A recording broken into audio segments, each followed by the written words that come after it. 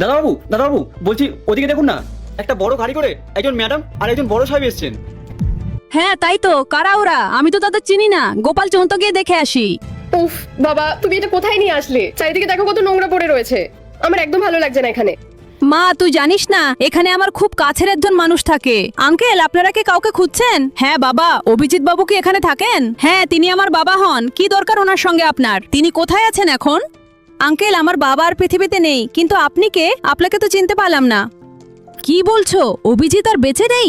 আসলে তোমার বাবা আমার ছোটবেলার বন্ধু। আমরা ছোটবেলা থেকে একসাথে থাকতাম। আসলে বাবা, নেক্সট মাসে আমার মেয়ের বিয়ে, আর তাই তোমাদের নিমন্ত্রণ করতে এসেছি। তোমার বাবার অবর্তমানে তুমি আছো, এই নাও, বিয়েতে অবশ্যই আসবে। বাবা প্লিজ বন্ধ করো না তোমাদের এসব কথা। আমার একদম ভালো লাগছে না এগুলো। আমার খুব ইরিটেটিং লাগছে। ইস কি নোংরা এই জায়গাটা। বাবা তুমি গাইয়া মার্কা ছেলেটার সাথে এতক্ষণ ধরে কথা বলছো। I am feeling so uncomfortable here. Please বাবা চলো না এখান থেকে। মা তুই কিভাবে কথা বলছিস? বাবা আমি একদম ঠিকভাবেই কথা বলছি। এসব মানুষের সাথে না এভাবেই কথা বলতে হয়।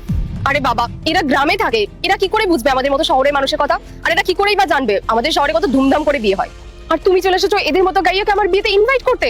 বাবা এদের অবস্থাটা দেখো একবার, কিরকম নোংরা জামা কাপড় পরে রয়েছে। এরা যদি এইভাবে আমার বিয়েতে যায় তাহলে আমার বন্ধুরা কি ভাববে? দেখুন, আপনি ওনার ব্যাপারে কি জানেন? হ্যাঁ, আপনি ওনার ব্যাপারে এইভাবে কথা বলতে পারেন না। গোপাল তুই চুপ কর। এক্সকিউজ মি, তোমার সাহস কি করে আমার মুখে মুখে তর্ক করার? একটা কাজের লোক কাজের লোকের মতো থাকো, বুঝতে পেরেছো? আঙ্কেল, আপনার মেয়ে মনে হয় সঠিক শিক্ষাটা পায়নি। আপনার এভাবে আমার সম্পর্কে না জেনে কোনো কিছু বলা ঠিক হয়নি। বাবা দেখলে, এই 2 টাকার চাষি আমাকে জ্ঞান দিচ্ছে। থাকে তো এই ধ্যার একটা গ্রামে, আর ভাব দেখাচ্ছে দেখো যেন শহরে কোটিপতি। মা তুই কি বলছিস এসব? গ্রামের মানুষ কত ভালো হয় তুই জানিস?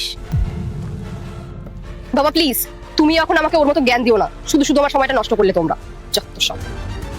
দাদা আরে কি করছো ভাই, কি করছো? কি হয়েছে তোমার? আসলে বাবু, আমার বোনের সামনের মাসে বিয়ে, আর আমাদের কাছে সেই সামর্থ্য নেই যে বোনের বিয়েটা দেবো। আপনি যদি আমাদের একটু কিছু সাহায্য করতেন তাহলে খুব উপকার হতো আমাদের। আরে আপনি এইটুকু বিষয় নিয়ে এত চিন্তা করছেন? দাদা তো আছে, উনি আমাদের মতো গরিবদের সবসময় পাশে থাকেন।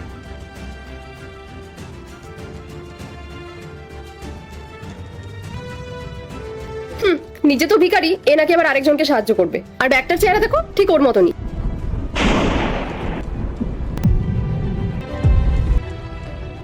ধন্যবাদ দাদাবাবু, অনেক অনেক ধন্যবাদ আপনাকে।